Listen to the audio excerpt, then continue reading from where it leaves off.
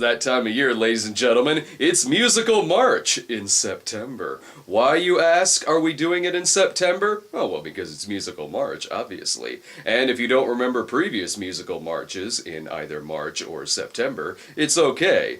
I've never done it before. Or is it at long last love? Over the next month, we're going to be taking a look at some classic musicals from the golden era, whether it's Singin' in the Rain, 42nd Street, An American in Paris. Who am I kidding? Of course we're not looking at films like that. We're going to take a look at some musicals that time forgot. For reasons.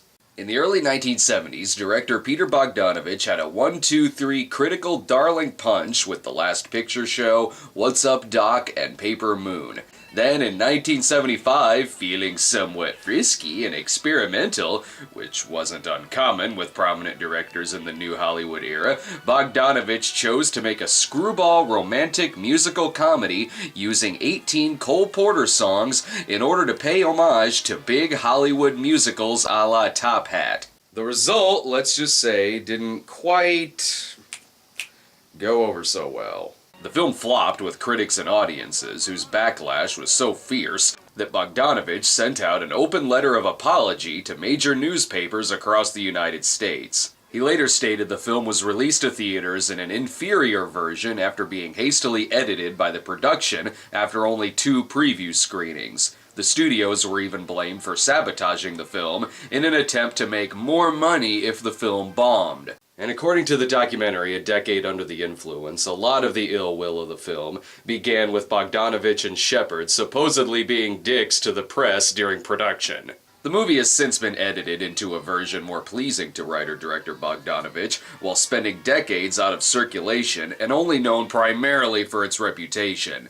This is less what the fuck Hollywood and more... was it really that bad? Well, already I see a huge problem. The actors aren't even real. This was when twerking was significantly more G-rated. Things seem to be off to an okay start at first. Never mind. I believe the scene just ran out of batteries. This is that awkward moment when the women on your music box begin to leave with each other. Here we meet Kitty O'Kelly, played by Madeline Kahn. Kitty is what you would call a professional drunk. I'd rather be a bat than a duck. Thought I was a weasel. You are a weasel and a duck. Rather intriguing combination, I'd say. To put it in perspective, Weasel and Duck was like the cunt and bastard of the 30s. I'm just amazed she has this autographed picture of Frankie Avalon, and she has her own balcony.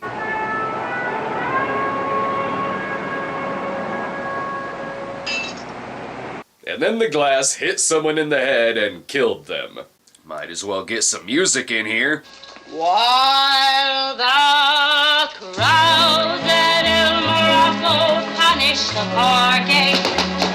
Weird. When I get drunk, I usually just sing Men Without Hats. Admittedly, I spend my drunk nights alone clutching a picture, but I'm usually not singing to it. Meanwhile, boys, if we sit this close to each other, everyone gets to cheat. That's just playing fair. All right, here they are, 10s and kings, 2 pair, ace high. Could have beat that. So can I. 3 boys and 2 little girls. I'm pretty sure that even in the 30s, they frowned upon gambling children. And here's our winner, Johnny Spanish. I wonder if he's French. Tomorrow, your trouble will be done tomorrow. Your victory will be won tomorrow. We're all gonna have fun, 'cause there ain't gonna be no sorrow tomorrow. That's right, we won't be playing you tomorrow. That guy thought of that quip during the game and just prayed to God that somehow Johnny worked the word tomorrow into his song. Back then, you could either pay for a newspaper or just sing a jaunty tune. Domani, you're sure gonna meet the one you'll adore. God forbid, I got enough trouble. Now your heart gonna beat as never before. It'll stop. No, it's all gonna change from darkness to dawn. Barney Google here. See, it was totally worth it because either way, you're still gonna piss off an old man. Good thing it's not raining. Who knows what he could be singing about then? Johnny goes home to take off his shirt and the sweater he's wearing underneath it. And thus the Chippendales dancers were born. That there ain't gonna be no sorrow tomorrow. I believe tomorrow is when this song will end, and we still have 16 more songs to go. Sybil Shepherd plays Brooke Carter. I wonder if she's rich. Oh, these are going back. I told that thing, Pinch. It's like wearing two vices. Doesn't matter if it were 80 years ago or today, first world problems have always remained the same. A big gimmick of the film was its use of live singing as opposed to lip syncing to pre-recorded music by the actors. This was a practice that hadn't been done wholesale since the 1930s, and even to this day is only rarely used. The film was heavily criticized for this because of the supposed questionable singing talents of Sybil Shepherd and Burt Reynolds. So, let's see how she sounds. Why should one ride at sunset or at sunrise? Which should be upper, my breakfast or my supper? God damn it, I am so mad at this. She sounds fine. And she has some fantastic G-rated side boob going on. That's right, the movie is rated G, so if I know the history of my show, that means the Boggy Creek Monster might show up. Maybe Sybil is just nervous because Throw Mama from the Train is standing behind her. And thanks to Caligula, I will always know how the water gets that color. Which is the right love?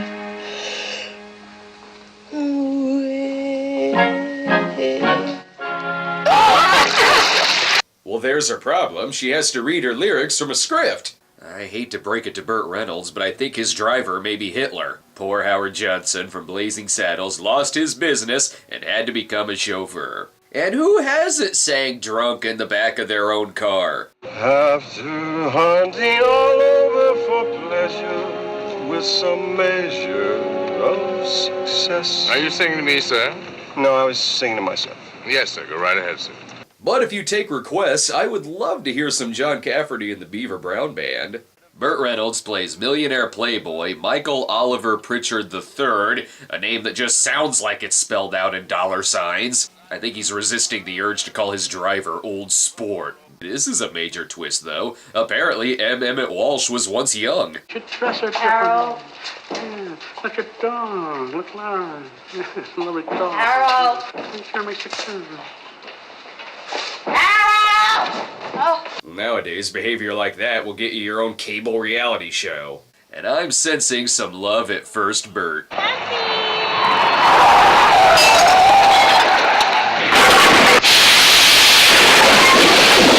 Does every Burt Reynolds movie have to have car stunts in it? The answer is yes. Yes, they do.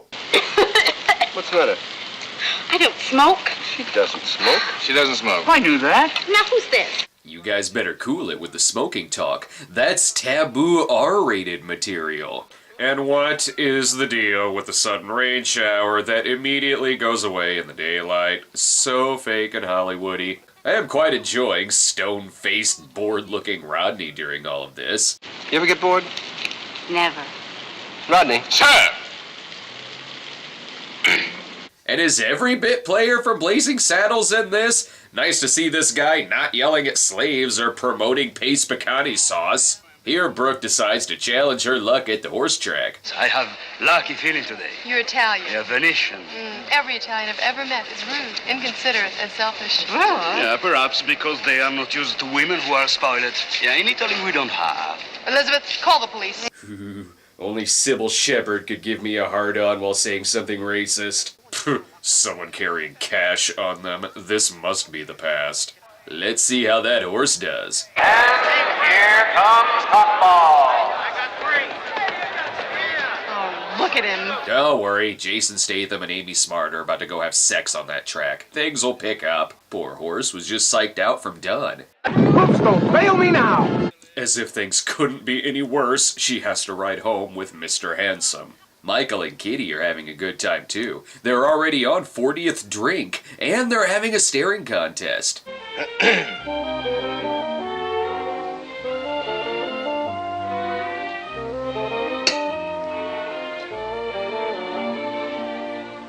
That may seem corny, but tell me that you wouldn't stare into the eyes of Burt Reynolds and not want to have sex with him. I, for one, am upset at the complete non-suggestive nature of these songs. But if baby I'm the bottom, you're the top. See? Bottom, top, what the hell am I supposed to do with that? They both have something in common. They absolutely love Cole Porter music and old-timey compliments. You're Botticelli. Keith, You're Shelley. you're Ovaltine. He's thick and chocolatey? Maxie! You okay? I don't get enough exercise, you know that? No?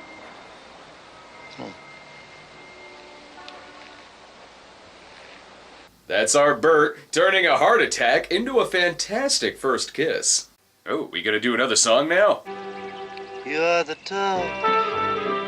You're the Colosseum. You know the. Sorry, I didn't know You're the Top also had a car solo. One thing is for sure, these two need to do a whole lot more drinking to catch up to Bert and Madeline. I'm a worthless checker, taught the wreck, a flop. Buddy, baby, I'm the bottom, you're the top. There sure were a lot of couples in the 1930s singing about ass fucking. At least we get to know a little bit here about Brooke's family backstory. My mother's always had a weakness for Latins. And you? I haven't had that weakness. No, no. My mother's in South America. And your father? My father isn't in South America. She joined a cult in Guyana. I assume it's going well. And this couple is quick with the compliments too. You're sublime. You're a turkey dinner. Cause tonight he's gonna get stuffed. By the way, this poster, totally photoshopped. I see they've arrived at the annual Ebenezer Scrooge convention. Not sure exactly what play is going on here, but I have a hunch that no matter what it is, it'll be in blackface. Now we have our third meet cute of the film. Nonsense. There's 2 seats. One for each of you. But the ones I bought were together, see? 6 and 7, you're in 7. Well, what's wrong with that one? And that's 9. You're being very literal. It's not for me, it's for Rodney. See, he cries and shows. Sometimes I have to hold his hand. All right, become uncontrollable. He becomes uncontrollable. I love this guy. As you can see, Bert has to sit next to Brooke because it can't be a love story about Bert and Johnny Spanish. The chest hair alone would cause a paradox of man grooming. It gets a little awkward when people seem to be sitting in their way. Look what you've done. What? King Kong's wife. Oh dear. Can you see the stage? Not at all. You have taken the only seat from which anything is visible. I hope you enjoy the show. Well, welcome to every movie-going experience before stadium seating. Maybe that's why audiences in 1975 hated this film. Someone tall was sitting in front of them. Now we finally get to see what this show is. I am Sadhu. Actually, it's sort of like Behind the Green Door, only with arms instead of dicks. This seems like another spot I could make a Blazing Saddles reference, but I'm too busy sucking on Sheriff Bart's arm. And is it Cannibal Holocaust now? The personal slave of someone just out of a cave. Here's where I would normally make a joke about that totally being what the audience reaction to At Long Last Love was like, but so far, nothing in this film merits that kind of reaction. Wait, the caveman's wearing glasses. This movie is a total catastrophe. Not to mention the caveman makes this extremely lazy product placement for Geico. Turns out Brooke and Kitty were friends in school, so they all meet up backstage. Hurrah for the orange and blue. 2 1 2 2, we will ever be true. She gives us the knowledge to send us to college. Hurrah for the orange and blue.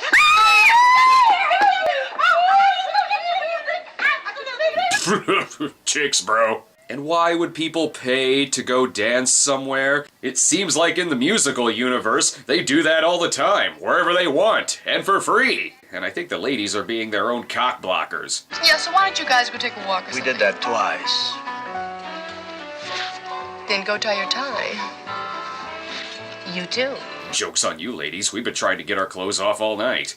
Then that simple gesture turns into a thing. Sir, you're not in fashion. It's the fashion, George. I know, but Mildred is so out of touch. I am not. She is not.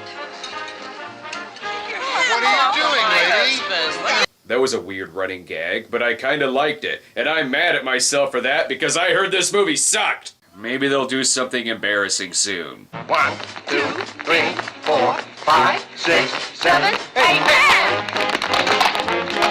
Hey, you want to spend Sunday on the Sound? Oh, Butcher Brookie's got a terrific house. Well, it had to get some clothes. Me too. And Beth. Go figure, you put a bunch of incredibly charismatic actors in a movie, and they all act charismatic. Even Bert's singing fits along with his rich, doofy schlub of a character. Why would he sound perfect? Because even though it's a near spot-on send-up of classic Hollywood, it should be more like the times of the 1970s, even though that would totally be out of place. I haven't been this mad since Down with Love was nothing like There's Something About Mary. Sorry, while I was talking, apparently they picked up a bird along the way. They'll need to regurgitate champagne into its mouth. Yet Rodney still remains classy as always. No, I'm driving. Oh, come on, Rod. You've only had one. Yeah, Rod. That is not my name. I am simply not a Rod. Thank heaven. Open wide. Why do I have the feeling that where this movie ends, the bonfire of the vanities begins? And who could get mad at Bert in this film? Just listen to that laugh.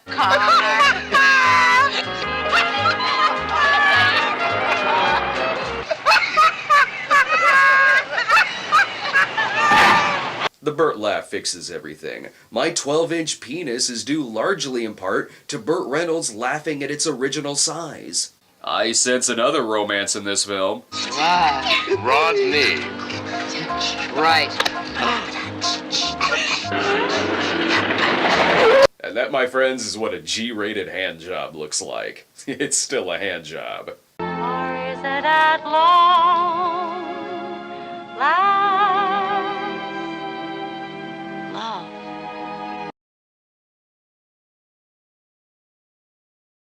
They could say Leonardo DiCaprio got fucked up on lewds and wrecked their car. Ooh, so hungover. He must have just gotten back from Brian and Letty's wedding, too. Now Johnny is checking the paper to see if Peter Bogdanovich apologized for Illegally Yours. And about that new romance. Mr. Pritchard also plays poker, football. Oh, I love football, that contact. Madam, please keep your distance. He's a little nervous because since it's a movie I'm reviewing, it might have rape in it. Hell, it does have an ejaculation scene. That's the time when I'm in love. Only on my show can a G-rated movie still be porn. Is it bad that this is the couple I'm rooting for the most? Are you fond of poker, dear? Kindly tell me if so. Yes, I'm fond of poker, dear.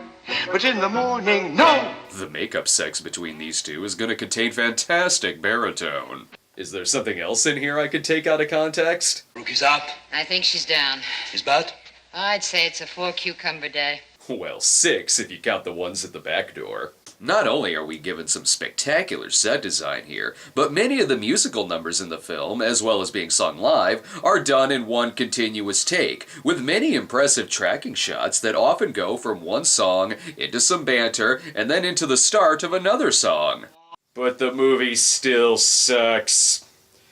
I don't know why yet, but I guess it sucks. I don't know how to say this, but I think someone may have put 6 bullets into her shirt. Should I say thumbs down and give it a shove? Oh, don't say thumbs down. Roger Ebert was one of the critics who was actually pretty lenient on this film. And don't shave, Bert. You'll lose the source of all your powers. Is it an earthquake? Or simply a shock? A scene of a guy singing to himself in the bathroom is acted just like a guy singing to himself in the bathroom. What the fuck? And get this slapstick out of my screwball musical. I'm sorry, I got alcohol in my eyes. Well, that's an original way to drink. No, shaving alcohol. You shouldn't drink that at all. What was it, drinking it? Well, if anything, we've discovered the source for booze eyeballing. Here's the part where Bert starts playing football for a local country club prison, and then his mom shows up. Huh? Touchdown. I win. Still better than Adam Sandler's The Longest Yard. It's weird having someone show up to be the seventh wheel, but never mind the mom. Let's get back to some Rodney. Rodney is such a tiger. Benton, I see you still haven't shaved that silly thing off. You have to talk about it now. Don't you like his mustache? She hates it. He only grew it to look like Rodney. He's my idol. He's mine, too. Oh, go away. I feel like just watching this movie, I need to open up a Swiss bank account. Who's that stick she's dancing with? Captain Craig. I don't know what he's captain of. That's what they've always called him. Maybe it's his first name. I knew a guy called Sergeant once. Possible. Ooh, I see they're playing a drinking game. Take a drink anytime someone in the movie says something charming. That's why they're all drunk. Just listen to them sing. Okay. Have you heard the coast of Maine just got hit by a hurricane? Well, did you what a swell party this is. Well, suddenly I feel okay with a natural disaster happening. I mean, if Burt Reynolds is cool about it, I guess I should be too. Also, I feel like I as well am getting a buzz. What burgundy? What great Henry! What brandy? Wow! What whiskey? And hell! Yikes, all this drinking is gonna lead to some real awkwardness. Look, they catch Sybil Shepherd cheating on Peter Bogdanovich. It's a good thing the band is playing the song that they're singing. It'd be really awkward if they were playing the Star Wars Cantina music. And just what is it like to flirt with Burt Reynolds?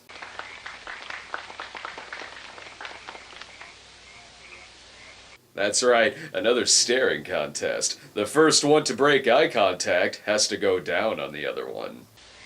Is that thing itchy? What thing? Thing on your lip. Bravo, the one thing that everyone has always wanted to ask Burt Reynolds. That, and what does the man love more, cat dancing or women?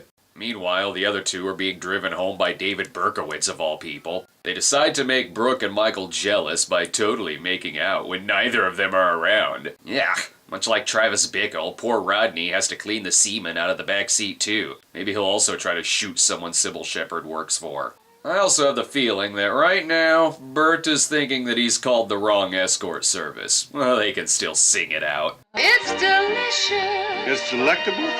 It's delirious. It's the lemon. It's the limit. It's the looks. It's the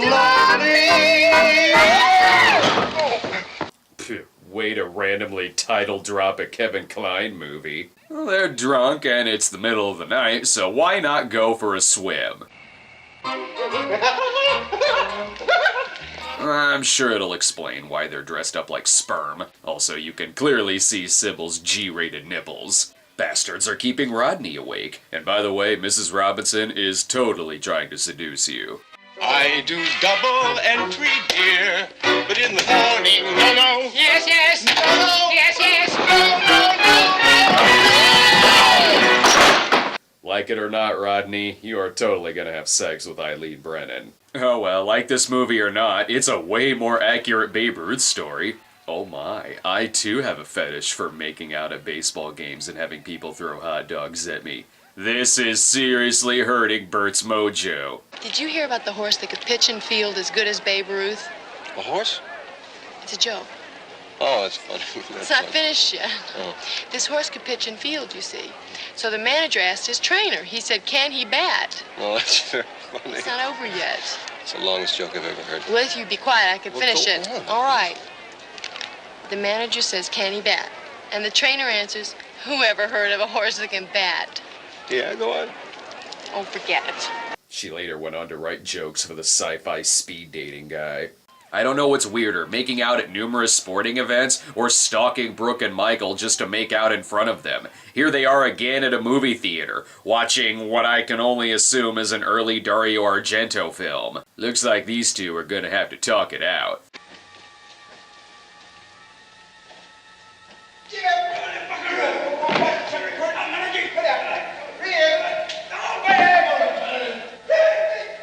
And then they're gonna follow Brooke and Kitty and make out in front of them. Maybe this romance isn't as good as once thought. He's got a big poker game or something over in Staten Island tonight. And this time, he's positive his ship is going to come in. Like the Titanic. Ooh, too soon. Many things happen here. There's some breakups, some hurt feelings, but according to the newspaper, I think Bert may have been caught in bed with a horse. And Brooke is nursing her 30th hangover of the month, and it's only the first week. Oh, hey, live alone and like it. I've read that book. It's what convinced me to buy a hot tub. Now she's passing time by singing to the editorial page. The only exception I know is the case when I'm out on a quiet spree, fighting vainly the old ennui. God, that singing is seriously not that bad. As someone who has seen Rock of Ages, go watch that film and then bitch about At Long Last Love. I get no kick from champagne. Ooh, careful, this guy is gonna interrupt you and have you sing Swing Low Sweet Chariot. Don't worry, when the movie gets too corny, they get heckled by a bird. What's $1 million without love? It ain't hay, Snooks. Ooh, I can't wait for him to sing Song of the Birds. If this movie teaches me anything, it's to never be on the other side of a death glare from Madeline Kahn. P.S. 1, 2, 2. Come on, you two, cut it out. See? Some awkward crying will break out. And sure, in this particular number, some of the dancing is out of step, and their styles don't quite match.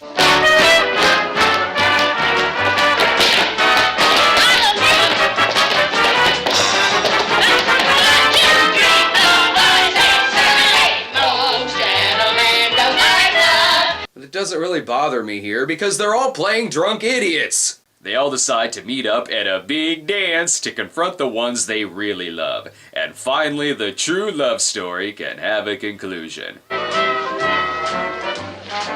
Beat it, Junior. Well, they lived happily ever after, but what about the others in the group? Picture Mr. Lord Minus Mr. Taylor. Mix them all together, and what do you got? Just a picture of me without you.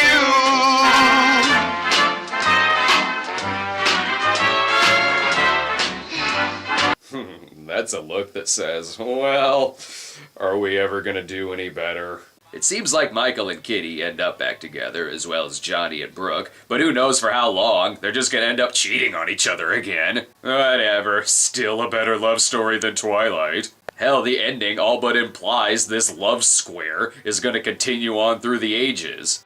Isn't she beautiful? She sure is. I think she's more beautiful now than I've ever seen her.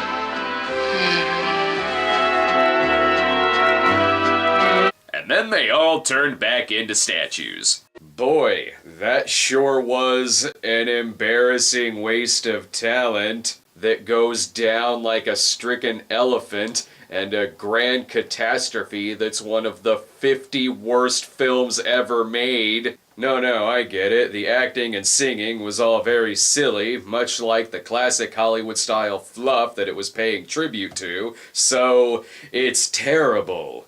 Believe it or not, the movie eventually did have a minor critical resurgence when in 2011 it began streaming on Netflix and actually got fairly decent feedback, including from the director himself. Because of the Netflix performance, the Fox Movie Channel aired the film, and a definitive director's version Blu-ray was released on June of 2013 to some positive reviews. The version I've seen is the Netflix version, so unless the original 1975 version actually did contain a scene of Burt Reynolds having sex with a racehorse, I failed to find anything truly terrible about this film. And for that, I am a terrible internet critic. I live, eat, drink, piss, and shit films that are far worse than At Long Last Love. Hell, I'll probably talk about some of them later on in the month. I feel a sudden urge to sing. Huh?